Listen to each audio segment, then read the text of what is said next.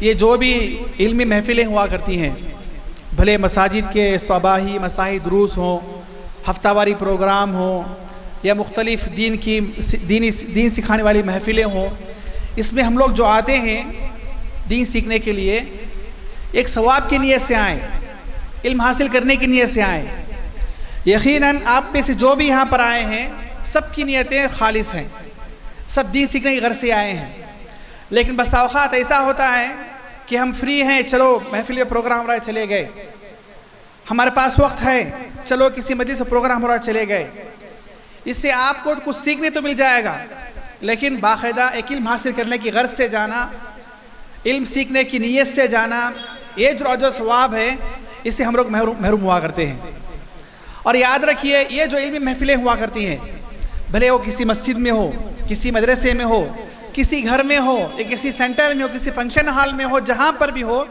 ایسی محفلوں سے متعلق احادیث رسول میں بہت سی فضیلتیں آئی ہیں۔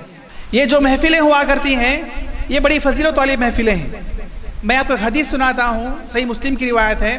رسول اللہ صلی اللہ علیہ وسلم فرمایا، مجتمع قوم فی بیت من بیوت اللہ یتلون کتاب اللہ ویتدارسونہ بینہم۔ مسلمان کسی محفل میں بیٹھتے ہیں، جمع ہوتے ہیں،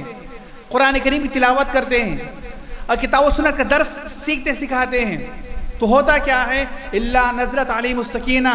اللہ کی طرف سے ان پر سکون نازل ہوا کرتا ہے، وغشیتہم الرحمہ، اللہ کی رحمت انہیں ڈھانپ لیا کرتی ہے، وحفتہم الملائکہ، اللہ کی رحمت کے فرشتے انہیں اپنے پروں میں ڈھانپ لیا کرتے ہیں۔ ایک اور فضیلت والی بات، وذکرہم اللہ فی من عندہ، اور اللہ تعالیٰ جو اسی محفلوں میں بیٹھنے والوں کے حق میں اللہ تعالیٰ فخری انداز سے ان کا تذکرہ کیا کرتے ہیں۔ تو بڑی علمی محفلیں ہوا کرتی ہیں، بڑی مبارک محفلیں ہوا کرتی ہیں، تو اس کے آداب ہوا کرتے ہیں۔ ان محفلوں میں ہم لوگ ثواب کی نیت سے آئیں، کچھ سیکھنے کی نیت سے آئیں، عمل کرنے کی نیت سے آئیں، اور جو کچھ سیکھتے ہیں یہاں سے سن کر جاتے ہیں اسے یاد کرنے کی کوشش کیا کریں، نوٹس بنایا کریں، پوائنٹس لکھ لیا کریں، پھر اسی طرح جانے کے بعد اپنے بیوی بچوں کو، اپنے ساتھ کام کرنے والوں کو یہ سکھایا کریں۔ یقیناً یہ ایک بہت بڑا کام ہے۔ محفل کے آداب ہوا کرتے ہیں، محفل کے آداب ہوا کرتے ہیں، جہاں پر بھی کتاب و سنت کا درس ہو رہا ہو، قرآن و حدیث کی باتیں ہو رہی ہوں، اس پہ بیٹھنے کے آداب بھی ہوا کرتے ہیں۔ صحیح بخاری کی روایت ہے، ایک مرتبہ نبی کریم صلی اللہ علیہ وسلم درس دے رہے تھے مسجد نبوی میں بیٹھ کر درس دے رہے تھے، ایک صحابی آئے اور آ کر بالکل قریب بیٹھ گئے، تو رسول اللہ نے فرمایا،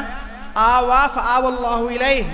یہ بندہ اللہ کے قریب آ گیا، اللہ کی پناہ میں آ گیا، اللہ نے بھی ان کو اپنی پناہ میں لے لیا۔ ایک اور صحابی آئے، وہ تھوڑا دور جا کر بیٹھ گئے، تو آپ نے فرمایا، استحیا فاستحی اللہ من، یہ اللہ کی محفل میں آنے سے، علم سیکھنے سے تھوڑا شرمائے، اللہ بھی ان سے شرما گیا۔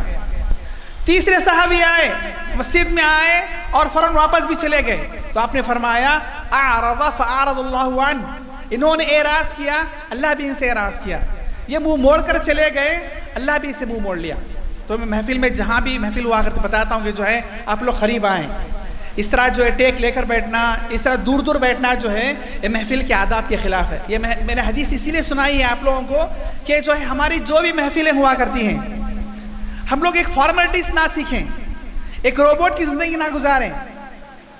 ایک فارمیلٹیز نہ ہمارے پاس نہ ہو، بلکہ جہاں پر بھی جاتے سیکھنے کی نیت کیا کریں، سیکھنے کی غرض سے جائیں، اور اس محفل میں بیٹھنے سے متعلق جو آداب بتائے گئے ہیں، جو فضیلتیں سکھائیں ان کو بھی حاصل کریں، تاکہ پوری فضیلتیں جو ہے آپ کو مل سکیں، مجھے مل سکیں۔ اللہ تعالیٰ سے دعا ہے، اللہ تعالیٰ مجھے بھی آپ کو بھی علم نافع عطا فرمائے، عمل صالح عطا فرمائے، اور جو بھی ہم سیکھتے سکھاتے ہیں ان محفلوں کے اندر، ان پر عمل کرنے کے اللہ ہمیں توفیق عطا فرمائے، اور ان باتوں کو اپنے بیوی بچوں کو، اپنے گھر بار والوں کو بتانے کی توفیق عطا فرمائے۔